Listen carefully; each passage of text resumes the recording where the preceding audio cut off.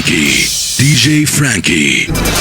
GV Balita Express. GV Balita Express. Mga may init na bagong balita, mga balitang dapat mong malaman ngayong umaga. GV Balita Express. GV Balita Express. Mga balitang kinalap ng buong puwersa ng GV 99.9 Batangas. GV Balita Express. GV Balita Express. Mga balita sa loob at labas ng Timog Katagalugan. GV Balita Express. GV Balita Express. Narito na ang GV Balita Express. Magandang umaga mga ka-vibes. Kayo ay nakatutok sa GV Balita Express sa programang Good Vibes Morning. Kasama niyo po ang inyong lingkod, DJ Frankie, at kasama rin po natin sa kabilang linya si DJ Joey Boy. Kami ang maghahatid sa inyo ng pinakabagong balita at mahalagang impormasyon, keeping you GV informed, GV aware, and GV updated. Muli, ito po ang GV Balita Express. oras natin ngayon, 2 minuto makalipas ang alas 7 ng umaga, oras sa buong Pilipinas. At dako na tayo sa ating headlines balita. China State Media Outlet binatikos matapos ilarawan umano ang mga Pilipino bilang unggoy sa post ukol sa West Philippine Sea. ERC pinalawig ang no disconnection policy, hulugan sa bayarin sa kuryente pinayagan. DOH nagbabala laban sa mali at mapaninlang na impormasyon sa deworming program. 5 mangingisda na sagip ng Philippine Coast Guard matapos masiraan ng motorbangka sa Quezon.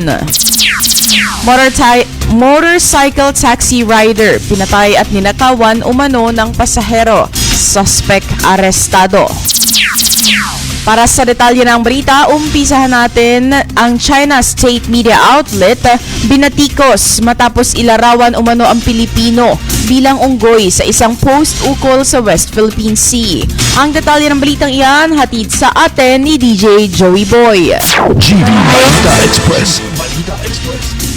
DJ Frankie, kinundi na ni Defense Secretary Gilbert Chodoro Jr. ang social media post ng China Daily na umano'y naglalarawan sa mga Pilipino bilang mga unggoy kaugnay ng usapin ng arbitral ruling sa West Philippine Sea. Ayon kay Chodoro, ang naturang post ng Chinese State Media Outlet ay sumasalamin umano sa pananaw ng Chinese Communist Party sa mga Pilipino at isang malinaw na halimbawa ng pangmamaliit at propaganda laban sa bansa. Inilabas ang kontrobersyal na post noong Hulyo 2 araw bago ang ika-10 anibersaryo ng 2016 Arbitral Award na kumilala sa karapatan ng Pilipinas sa Exclusive Economic Zone nito sa West Philippine Sea. Makikita sa naturang video ang isang karakter na unggoy na nakasuot ng barong Tagalog at salakot habang tila inuutusan ng mga karakter na kumakatawan sa mga Amerikano at Hapones. Ipinakita rin umano rito ang unggoy na binobomba ng water cannon matapos makatanggap ng kopya ng Arbitral Award. Tinawag ni Teodoro na contemptible propaganda ang naturang post at iginiit na hindi ito magbabago ang legal na katotohanan tungkol sa arbitral ruling. Samantala, kinundi na rin ng Philippine Coast Guard persona para sa West Philippine Sea na si Rear Admiral J. Tariela ang anumang uri ng rasismo at iginiit na walang puwang ang diskriminasyon sa kasalukuyang panahon. Aniya, Filipinos are not monkeys. Para sa GV Balita Express, ito si DJ Joey Boy sa GV 99.9, your good vibes. At ERC pinalawig ang no disconnection policy, hulugan sa bayarin sa kuryente pinayagan. Para sa detalye ng balita, GV Balita Express. may dagdag na ginhawa para sa mga consumer ng kuryente matapos palawigin ng Energy Regulatory Commission o ERC ang pagpapatigil sa pagpuputol ng serbisyo ng kuryente matapos sa mga residential at non-residential consumers na hindi pa nakakabayad ng kanilang electric bill. Sakop ng bagong direktiba ang mga bayarin mula Agosto hanggang Oktubre ng taong ito bilang bahagi ng hakbang ng pamahalaan sa gitna ng umiiral na National Energy Emergency. Pinayagan din ng ERC ang mga kabahayang gumamit ng 200 kilowatt-hours o mas mababang kada buwan na ipagpaliban ang pagbabayad ng kanilang bill at bayaran ito ng hulugan sa loob ng hindi bababa ng 3 buwan. Gayunpaman, nilinaw ng ahensya na hinihikayat pa rin ng mga consumer na may kakayahang magbayad ng buo na gawin ito upang maiwasan ang pag-iipon ng obligasyon. Inatasan din ng ERC ang mga electric distribution utility at iba pang kumpanya sa sektor ng kuryente na ipatupad ang kaparehong flexible payment scheme upang makatulong na mapagaan ang pinansyal na pasanin ng kanilang mga customer. May hanggang Oktubre at 30 ang distribution utility upang magsumite ng ulat sa ERC bilang patunay na ipapatupad nila ang naturang direktiba. Para sa GV Balita Express, ako po si DJ Frankie sa GV 99.9, Your Good Vibes. At DOH nagbabala laban sa mali at mapanlinlang na impormasyon tungkol sa deworming program. Ang detalye ng balitang iyan hatid sa atin ni DJ Joey Boy. GV Balita Express. Balita Express. DJ Frankie, nanawagan ng Department of Health o DOH sa publiko na huwag magpalinlang sa maling impormasyon tungkol sa deworming program. Kasunod yan ng pagkamatay ng isang grade 4 na mag-aaral sa 13 Martira City, Cavite matapos itong sumailalim sa deworming activity. Ayon sa DOH, wala pang matibay na ebidensyang nag-uugnay sa deworming medicine sa pagkamatay ng bata. Patuloy pang iniimbestigahan ang insidente habang hinihintay ang resulta ng autopsy na isinagawa ng National Bureau of Investigation o NBI na inaasahang lalabas sa loob ng 2 linggo. Iginiit ng DOH na ligtas, epektibo at matagal nang ginagamit ang albendazole na gamot na ibinibigay sa deworming program at inirekomenda rin ito ng World Health Organization. Bagamat may ilang batang maaaring makaranas ng banayad at pansamantalang side effects gaya ng pananakit ng tiyan, pagsusuka, lagnat, pagdumi at skin rashes, sinabi ng DOH na karaniwan itong nawawala at patuloy namang nakahanda ang mga health worker upang tugunan ang anumang hindi inaasahang reaksyon. Inikayat din ng kagawaran ang mga magulang, paaralan at komunidad na patuloy na suportahan ang deworming program ngayong buwan ng Hulyo upang maprotektahan ang mga bata laban sa intestinal worms na maaaring magdulot ng malnutrisyon, anemia at pagkaantala sa kanilang paglaki at pagkatuto. Para sa GV Balita Express, ito si DJ Joey Boy sa GV 99.9, Your Good Vibes. At sa pagpapatuloy ng ating mga balita, mga health advocate na nanawagan ng mas mataas na sin tax sa alak, sigarilyo at matatamis na inumin. Para sa detalye ng balita, GV Balita Express. nananawagan ng mga health advocate kay Pangulong Ferdinand Marcos Jr. na itaas pa ang sin taxes sa alak, sigarilyo, vape at matamis na inumin upang mabawasan ang paggamit ng mga ito lalo na sa mga kabataan. Sa isang press briefing, sinabi ng grupong Youth for Health na hindi na sapat ang kasalukuyang buwis upang mapigilan ang paninigarilyo, pag-inom ng alak at paggamit ng vape ng mga kabataan. Hinihiling din nila na madagdagan ang pondo para sa mga programang pangkalusugan na nakatuon sa kabataan. Ayon kay University of the Philippines Economics Professor Cielo Magno, may 2 layunin ang sin tax, ang pigilan ng hindi malusog na bisyo at makalikom ng pondo para sa mga serbisyong pangkalusugan kabilang ang pagpapalawak ng benepisyo ng PhilHealth. Batay sa datos ng Department of Science and Technology, Food and Nutrition Research Institute, tumaas ng 25.3% ang bilang ng mga batang wala pang 5 taong gulang na nakakaranas na ng stunting noong 2025. Samantala, nananatiling mataas ang bilang ng mga kabataang naninigarilyo at umiinom ng alak. Sinusuportahin din ng grupo ang panukalang batas na magtataas ng buwis sa distilled spirits, alcopops at sweetened beverages na inaasahang makakalikom ng daang-daang bilyong pisong karagdagan pondo para sa mga programang pangkalusugan ng pamahalaan. Para sa GV Balita Express, ako po si DJ Frankie sa GV 99.9, Your Good Vibes. At pasadahan natin ang mga balita sa Timog, Katagalugan. 5 mangingisda nasagip sa Philippine Coast Guard matapos masiraan ng motorbangka sa Quezon. Para sa iba pang detalye ng balita, hatid ni DJ Joey Boy. GV Balita Express. Balita Express. Ligtas na nasagip ng Philippine Coast Guard ang 5 mangingisda matapos masiraan ng propeller shaft ang kanilang motorbangka habang naglalayag sa karagatan ng Barangay San Juan sa bayan ng Panukulan, Quezon. Ayon sa Panukulan Police Station, pauwi na sana ang mga mangingisda sa Barangay Dinahican, Infanta mula sa Sitio Bongliw, Barangay Rizal nang mangyari ang insidente bandang alas 5:15 ng hapon. Kinilala ang mga nasagip na sina JP Junard, Vic, Joseph at Jonilo na pawang 37 anyos at pawang residente ng Barangay Dinahican, Infanta, Quezon.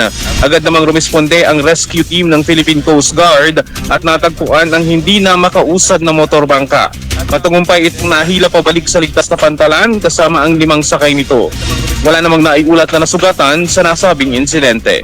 Para sa GV Balita Express, ito si DJ Joey Boy sa GV 99.9. Your good vibes.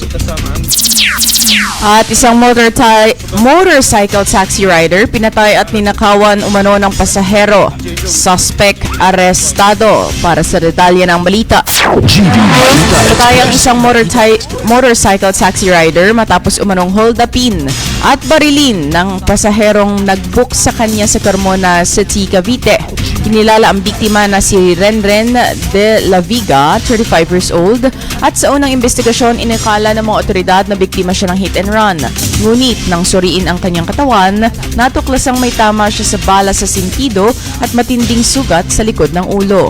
Batay sa investigasyon ng pulisya, nag-book umano ang suspect ng biyahe mula Tondo, Maynila patungong Carmona noong gabi ng Hulyo 9. Habang nasa biyahe, hinihinalang hinold up at binaril ang rider bago tinangay ang kanyang motorsiklo, cellphone at pera. Kalaunan, natagpuan ang motorsiklo ng biktima na inabandona sa 13 Martires City at lumabas din sa investigasyon na sangkot umano ang parehong suspect sa isa pang insidente ng pamamaril at pang-hold up sa naturang lungsod, kung saan isa pang biktima ang nasugatan at kasalukuyang nagpapagaling sa ospital. Ayon sa pamilya ng biktima, nakatanggap sila ng mensahe mula sa suspect na humihingi ng pera kapalit umano ng kaligtasan ni De La Viga. Dahil dito, agad silang nakipag-ugnayan sa pulisya na nagresulta sa ikinasang operasyon.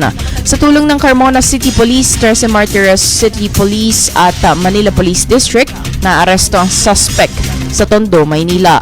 Nasamsam mula sa kanya ang isang motorsiklo at isang kalibre .45 na baril.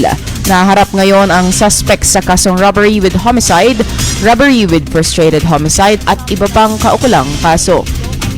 Para sa GV Balita Express, ako po si DJ Frankie sa GV 99.9, Your Good Vibes. At menor, tinutukoy na nasa likod ng peking bomb threat sa paaralan sa Occidental Mindoro. Ang detalye ng balita hatid sa atin ni DJ Joey Boy. GV Balita Express. Balita Express. Natukoy na ng pulisya ang isang menor de edad bilang nasa likod ng sunod-sunod na bomb threat messages na ipinadala sa ilang paaralan sa bayan ng Sablayan, Occidental, Mindoro. Ayon sa Sablayan Municipal Police Station, ang sa pakikipagtulungan ng Regional Anti-Crime or Anti-Cybercrime Unit ng Police Regional Office Mimaropa, natunton ang pinagmula ng mga mensahe na ipinadala gamit ang isang Facebook Messenger account na gumagamit ng pangalang Ikaw Bahala. Sa isinagawang case conference noong Hulyo 15, kinumpirma ng ama ng menor de edad na inamin ng kanyang anak ang pagpapadala ng mga peking bomb threat. Matapos ang insidente, nagsagawa ng masusing inspeksyon at clearing operatives ang mga otoridad, natuwang ang Explosive Ordnance Disposal and Canine Unit, Philippine Army, Regional Mobile Force Battalion at iba pang ahensya. Wala namang natagpo ang anumang pampasabog o aktwal na banta sa mga apektadong paaralan, kaya ipinagpatuloy ang klase at normal na operasyon ng mga ito. Binigyang diin ni Sablayan Police Chief Lieutenant Colonel Wilson Cuevo na ang pagpapakalat ng bomb threat ay isang seryosong paglabag sa batas dahil nagdudulot ito ng takot, pagkaantala sa edukasyon at pag-aaksaya ng oras at pondo ng pamahalaan. Nanawagan din siya sa mga magulang na gabayan ang kanilang mga anak sa responsableng paggamit ng social media at iba pang online platforms. Para sa GV Balita Express, ito si DJ Joey Boy sa GV 99.9, Your Good Vibes. At heat index sa Infanta, Quezon kahapon sumipa sa 49 degrees Celsius.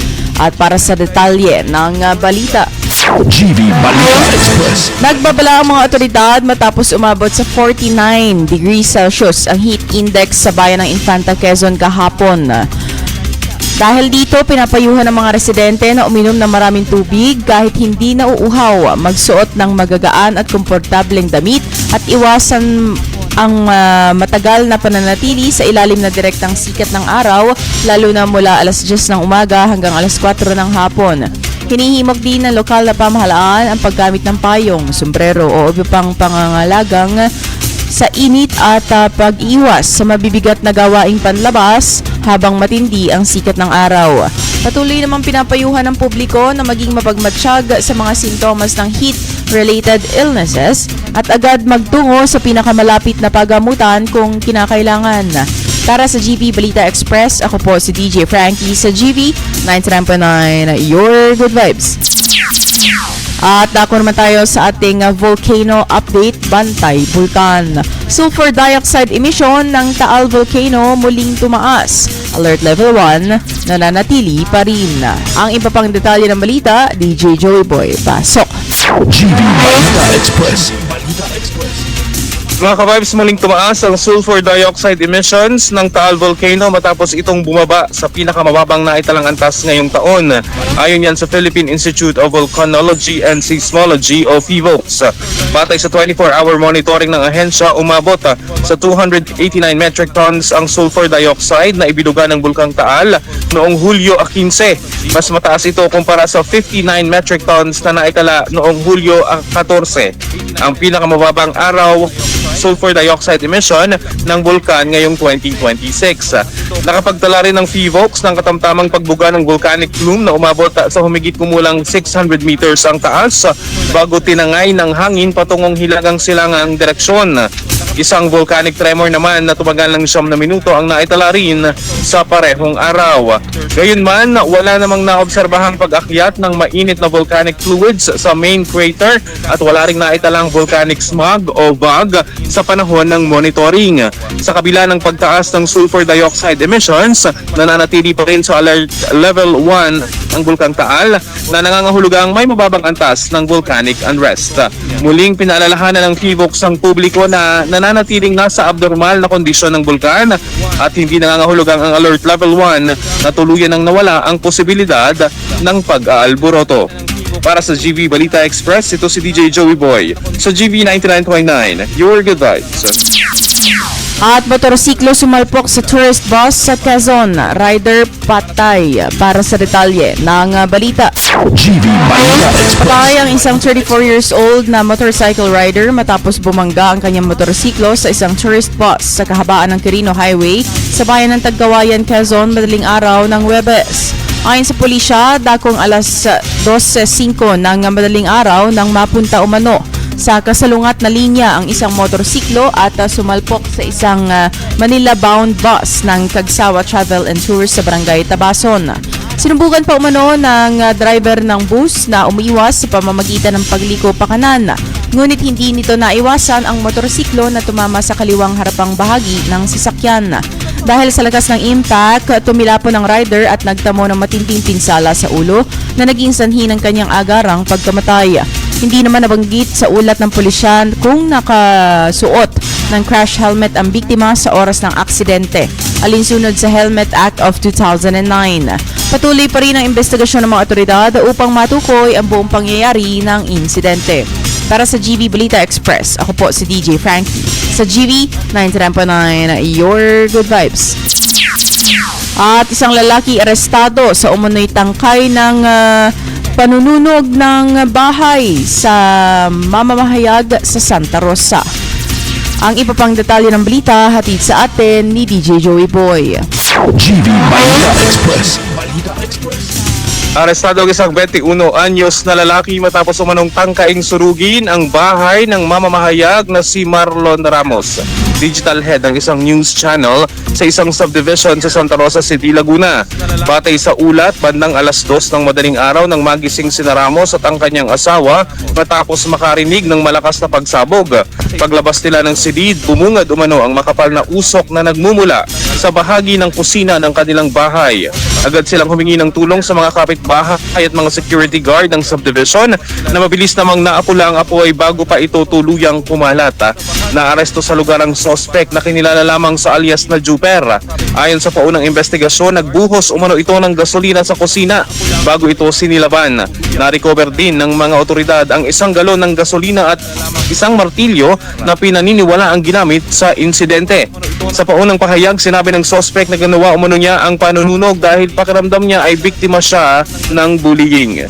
Gayunman, nilinaw ni Ramos na naging kaklase ng kanyang bunsong anak ang suspect at itinuring pa nila itong parang kapamilya. Aniya, iniiwasan lamang umanon ito ng kanyang anak at ilang kaklase dahil sa kakaiba nitong ikinikilos at mga ipinopost sa social media. Patuloy na iniimbestigahan ng pulisya ang insidente upang matukoy ang motibo at ang mga kasong isasampa laban sa suspect. Para sa GV Balita Express, ito si DJ Joey Boy. Sa GV 99.9, your good vibes.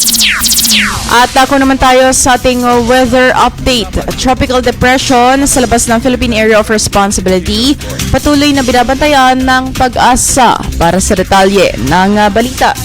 GV Balita Express. Patuloy na binabantayan ng Pag-asa ang isang tropical depression na nasa labas ng Philippine Area of Responsibility. Alas 3 ng madaling araw, ngayong araw ay namataan sa ang sentro ng sama ng panahon sa layong 2,965 kilometers silangang timog-silangan ng southern eastern Mindanao.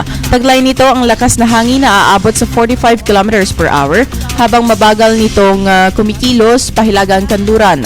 Samantala, sa Batangas at sa nalalabing bahagi ng bansa, inaasahan na maulap hanggang bahagyang maulap na kalangitan na may kalat-kalat na pag-ulan, pagkidlat at pagkulog bunsod ng localized thunderstorms. Pinapayuhan ng publiko na maging alerto dahil sa posible pa rin ang biglaan na pagbaha at pagguho ng lupa sa mga lugar na makakaranas ng malalakas na pag-ulan. Para naman sa mga mangingisda at maglalayag, nananatiling banayad hanggang katamtaman ng kondisyon ng karagatan sa buong bansa. Kaya pinapayuhan pa rin ang lahat na mag-ingat sa patuloy na subaybayan ang mga susunod na weather bulletin ng Pag-asa. Para sa GV Balita Express, ako po si DJ Frankie sa GV 99.9, your good vibes.